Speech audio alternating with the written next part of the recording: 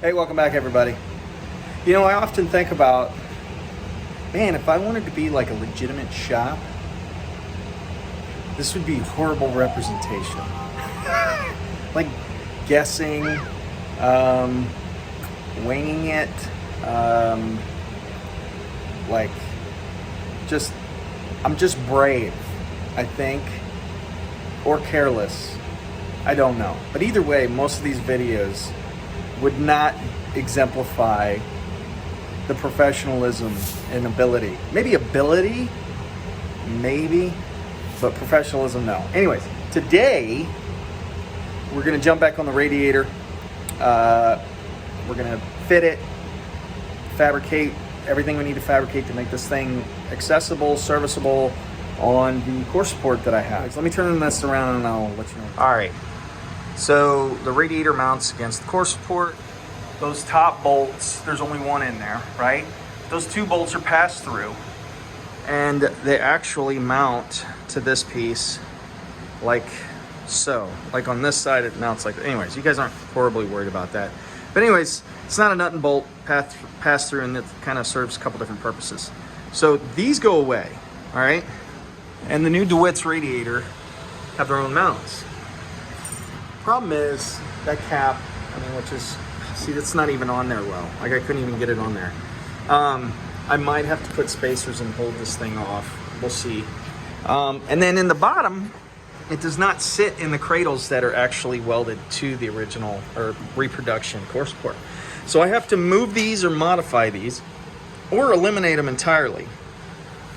Because if you look under here, there's these posts, and those posts are not threaded. Oh my gosh, sorry about the camera, guys.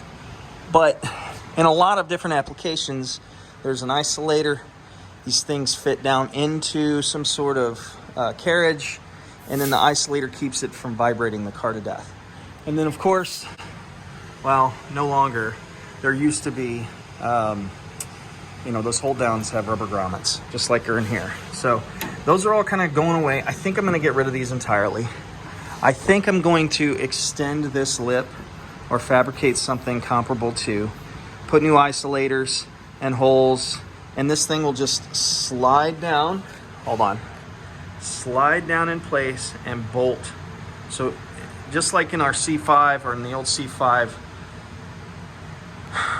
it's only got fasteners on top. So, and that'll leave it clean, and then I can start working on my power steering cooler and my 20-inch oil cooler. So back to work. Okay, so here's the plan. We're gonna get rid of these. I'm gonna cut those off, and we're gonna use these posts, okay? Damn near at the plane that I need them at. I just gotta find an insulator, isolator, whatever you want to call it, that fits around there. It's a 1/2-inch post. So I'm gonna work out kind of the final layout here. And I got half of mine to remove this entire piece. It's just spot welded in place. So once I pull this out of the way, excuse me, get this out of the way, I'll take a better look at this, and then all right, I got this all removed, kind of cleaned up. It's not the best removal, but this is what I'm going with. All right, so I made these little, oh my gosh, all right. I made these brackets, they're identical, okay? There's a 9/16 hole, 1/2-inch post. The plan is to, that's my center line on my post. I'm gonna have these little brackets. I'm gonna make a fancy little gusset. And I gotta go find an isolator. So, all right, just for the record, I tried to get the boss to come with, and he said no. He called me a poopy daddy and told me to leave. So, not entirely inaccurate, but I'll be going about this on my own. All right, so it was a little rough trying to find something at the hardware store because, it's hit and miss anyways. But I got a grommet. I drilled this out to 3/4. The post is 1/2-inch OD.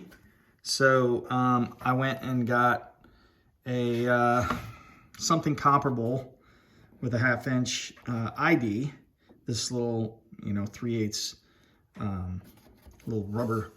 It's kind of a step bushing, but it's kind of different. It's not exactly establishing. Anyways, modified it just a touch. Yes, it's a grommet sitting on top of a grommet, but the post is secured. Made that little plate. I think I showed you guys already. And then here's the cool part. So this is what I enjoy doing. These little, little fabrication projects. So take a little piece of whatever that is, 12 gauge maybe. And I've got that welded in place, but that's not gonna hold, right? Like that's clearly just too much leverage on a flat piece of 1/8 inch. But I made that little flat piece of stock, and I'm gonna weld this in place somehow. I'll probably do something around the perimeter, maybe inside, but that will secure and create plenty of support. So just a little modification to the existing core support. Let me get to work and see what she comes out looking like. All right, this is it, finished product. Looks kind of cool. Not, that's about as good of welding as you're gonna get out of this guy.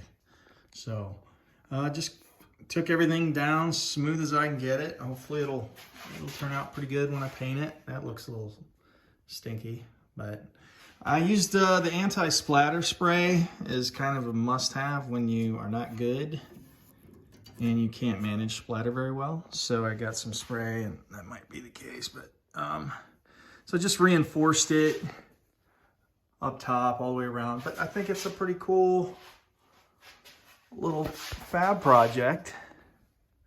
I think it turned out pretty nice. I don't think that's going anywhere. Anyways, that's it for that. I think I'm gonna drop it down and start working on the coolers. All right, folks, that's it for today. Glad I got that thing knocked out. I can move forward with all the coolers.